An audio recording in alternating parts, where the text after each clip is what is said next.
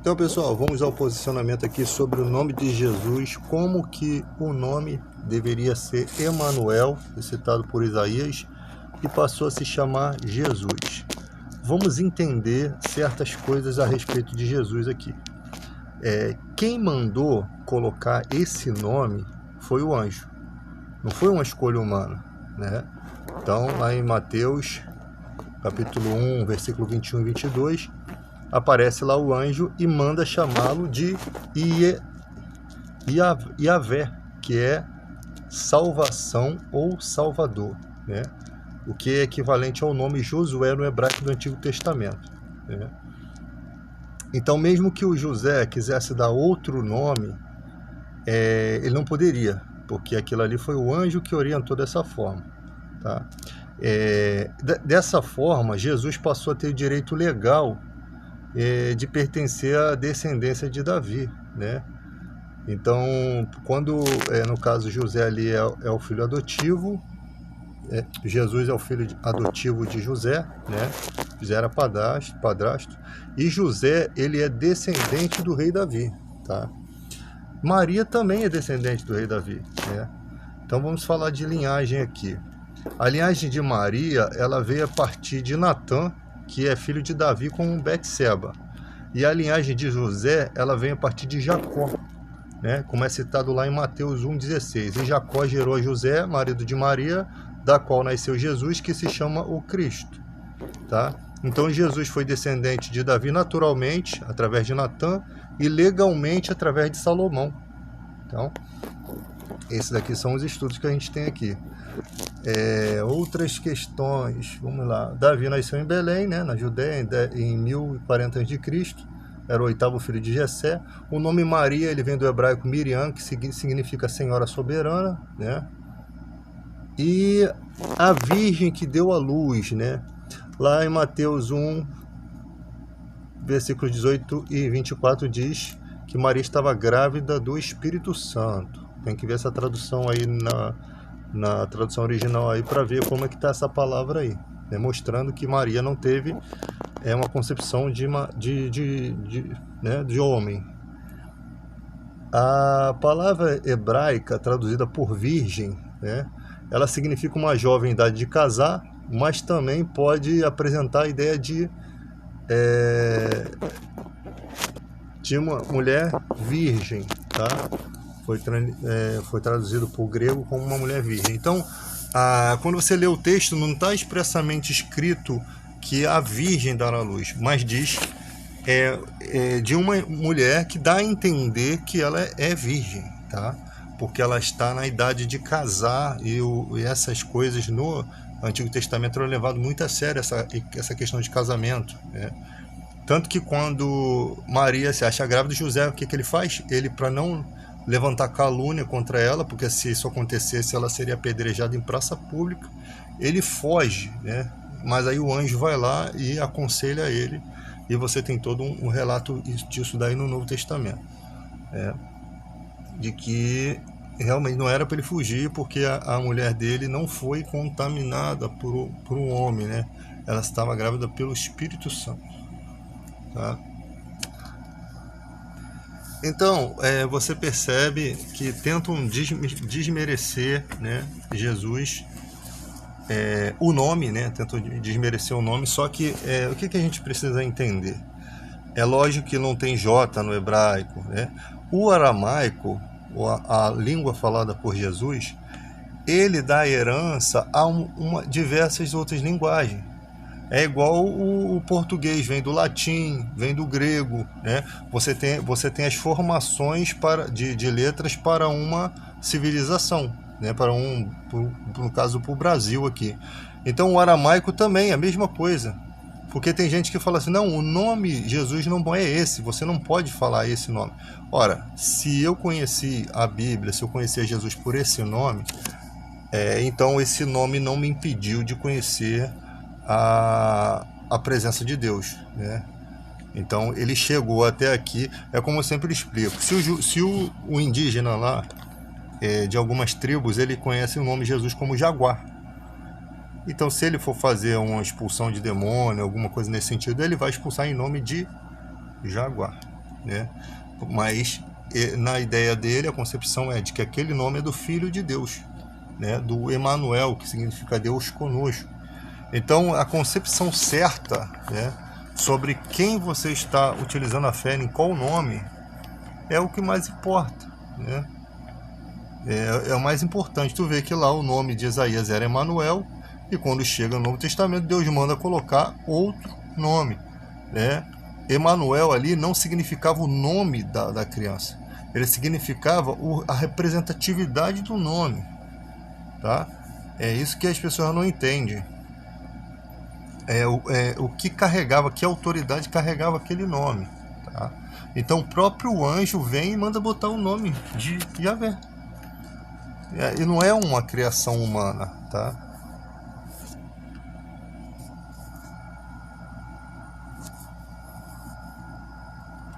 Aí tivemos outras, na live aí do TikTok, nós tivemos outras disputas, né? Pessoas que não acreditam que os espíritos imundos, no caso, são demônios, né? Você tem várias passagens que relatam. Lucas 13:10 fala de uma mulher encurvada que tinha um espírito de enfermidade. O texto ali é bem claro, você pode pegar a tradução original, pegar a letra original, e você, no versículo 16, Jesus fala: não convinha soltar dessa prisão essa filha de Abraão, a qual há 18 anos Satanás mantinha presa. Ou seja, aquele espírito de enfermidade que causava aquela encurvatura na coluna da mulher, ele estava sobre o domínio de quem? De Satã. Ou gostam de chamar de Ra-Satã, né? De Satanás. Então, ela estava possuída, né? A coluna dela, no caso, não a vida dela, mas aquela coluna dela, por um espírito de enfermidade. Não quer dizer que todas as enfermidades são assim, mas que podem existir nos dias de hoje pessoas com o mesmo problema espiritual, tá? Jesus vai revelando isso por esse sentido. Então, quando você vê lá no lago de fogo e enxofre, que foi preparado para Satanás e os seus anjos, aonde também vai cair dentro dele todos aqueles que não estiverem inscritos no livro da vida, você vê que o mais importante no Novo Testamento é você entender que existem esses espíritos imundos que causam danos nas pessoas, que a melhor forma de entender quem são esses espíritos imundos é pensar que são anjos caídos, né? Por conta que lá no lago de fogo e enxofre estão Satanás e seus anjos, né? Então,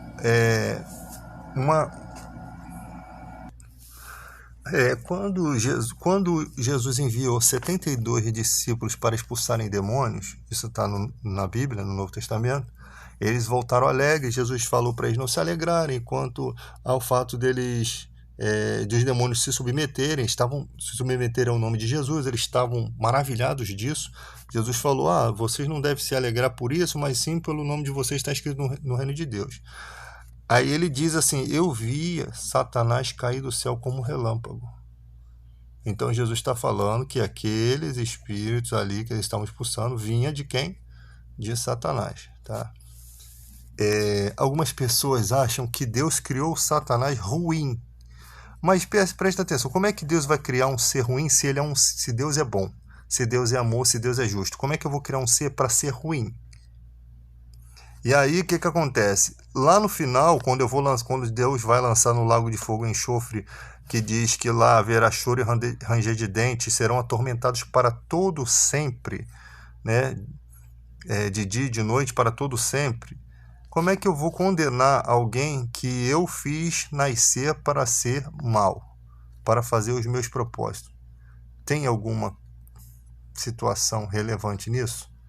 Agora, na criação do homem, você vê que havia ali um fruto, né?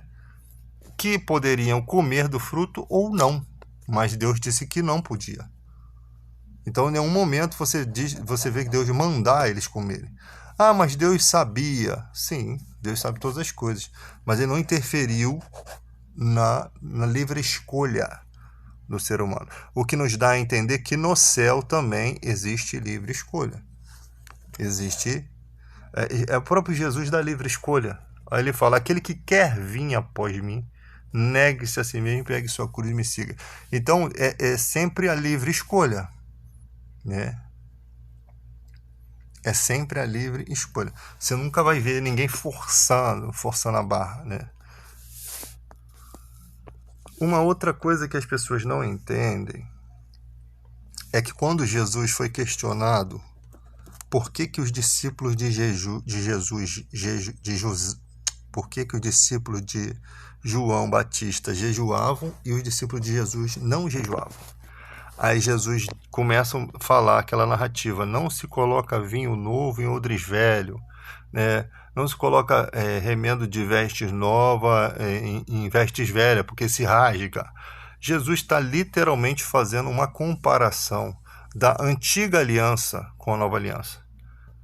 Entende? E é citado um texto que fala assim, nesse mesmo evento, que aquele que está bebendo vinho velho, ele diz que está satisfeito com o velho, então ele não precisa do novo. Entende? Ele não precisa, ele não deseja o novo porque ele já está satisfeito com o velho.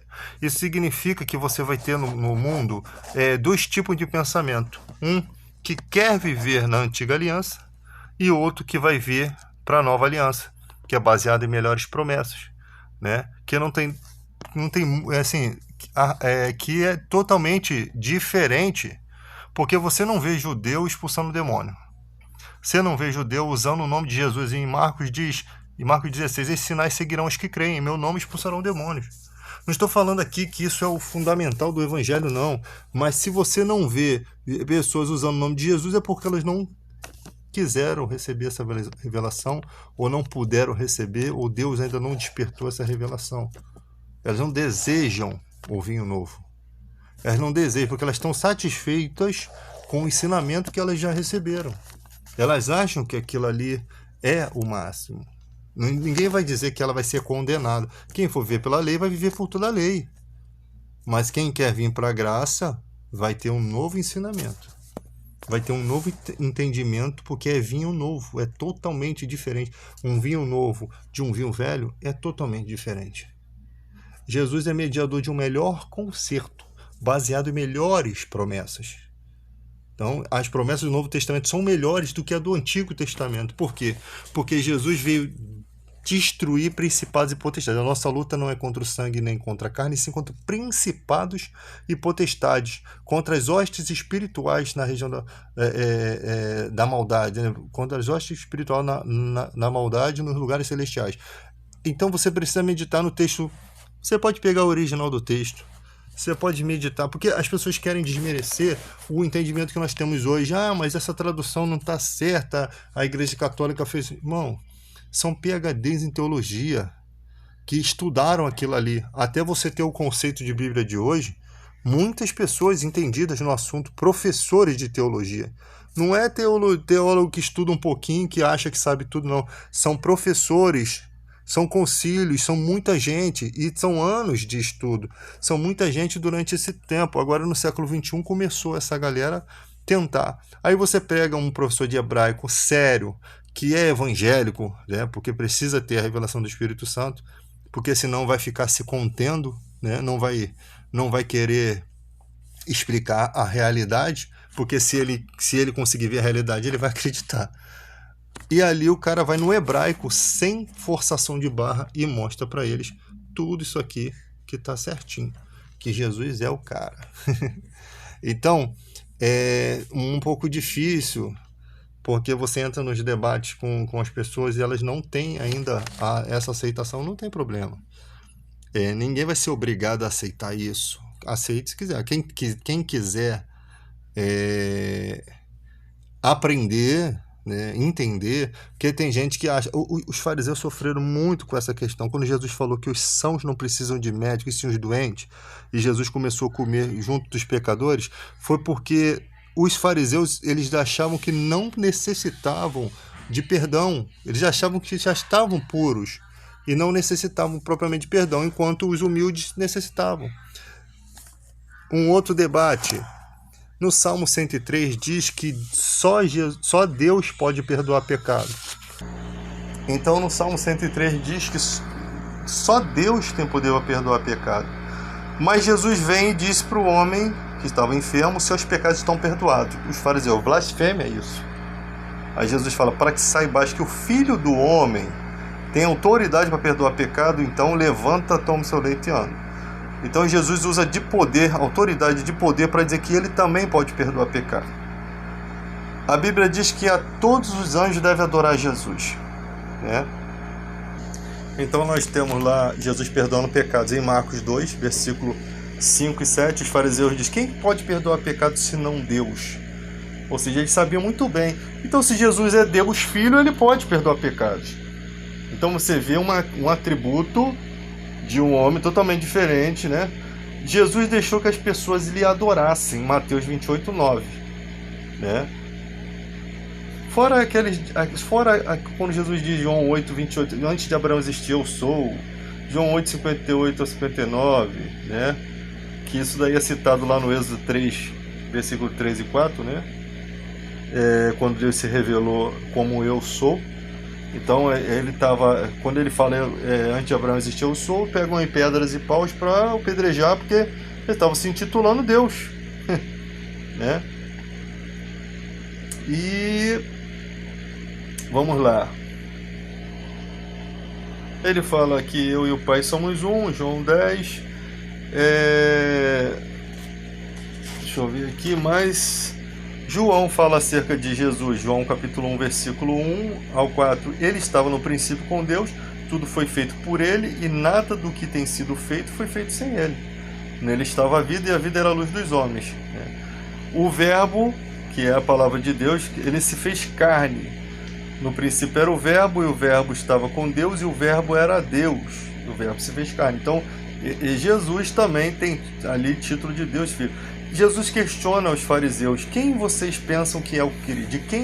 Quem vós pensais de Cristo? De quem é filho? De Davi? Como é então que Davi no Espírito Santo lhe chama Senhor? Disse o Senhor ao meu Senhor, assenta-te à minha direita, até que eu ponha seus inimigos prostrados aos seus pés. Então Jesus está falando que o Messias, ele é Senhor, né? Disse o Iavé ao meu Adonai, ou disse o meu Adonai ao meu Adoni, mas o texto mesmo é disse Iavé ao meu Adonai, ou seja, são dois senhores ali no texto. O próprio Jesus faz esse questionamento lá em Mateus 22, 42, né? Ele fala, eu estou no Pai, creio que estou no Pai, o Pai está em mim, crê pelo menos pelas obras, né? João 14, 10, eu estou no Pai, o Pai está em mim. Quando fala mostra-nos o Pai, ele fala em João 14, 8, versículo 9, há tanto tempo estive convosco, quem vê a mim vê o Pai. Entendeu? O próprio Tomé também ele adorou a Jesus lá em João capítulo 20, versículo 28. Em Filipenses 2,10 diz, ao nome de Jesus se dobre todo o joelho dos que estão no céu, na terra e debaixo da terra. 1 Coríntios 15, 27, diz que Deus sujeitou todas as coisas aos pés de Jesus, e quando diz todas as coisas, se exclui o Pai, né? Está lá em 1 Coríntios 15, 27. Em Marcos 3, versículo de 7 ao 12, os demônios confessam que Jesus, né, é o Santo de Deus. A profecia de Isaías 9,6 diz, porque um menino nos nasceu, um filho se nos deu, e o principado está sobre os seus ombros, e o seu nome será maravilhoso, conselheiro, Deus forte, Pai da eternidade, príncipe da paz. Né? Se Deus é rei, Jesus é príncipe.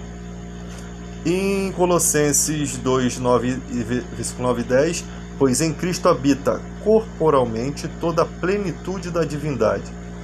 E por estarem nele, que é o cabeça de todo poder e autoridade, vocês receberam a plenitude. Mateus 28, 19, batizando-nos em nome do Pai, do Filho e do Espírito Santo. Em 2 Coríntios 13, 14, a graça do Senhor Jesus Cristo, o amor de Deus e a comunhão do Espírito Santo sejam com todos vocês. Então, nós vemos várias declarações. Há três que dão testemunho: o Espírito, a água e o sangue. 1 João 5, versículos 7 e 8. Para nós, porém, há um único Deus, o Pai, de quem vêm todas as coisas, e para quem vivemos, e um só Senhor, Jesus Cristo, por meio de quem vieram todas as coisas, e por meio de quem viemos. 1 Coríntios 8, 6. João 10, 32, eu e o Pai somos um. Atos 4, 12, e em nenhum outro existe salvação, porque também debaixo do céu nenhum outro nome há dado entre os homens pelo qual devamos ser salvos. 1 Pedro 4, 11, se alguém fala, fale de acordo com os oráculos de Deus. Então, quando a gente vai fazer um ensino, tem que ser de acordo com as Escrituras. Hebreus 1, 6, todos os anjos de Deus adoram Jesus.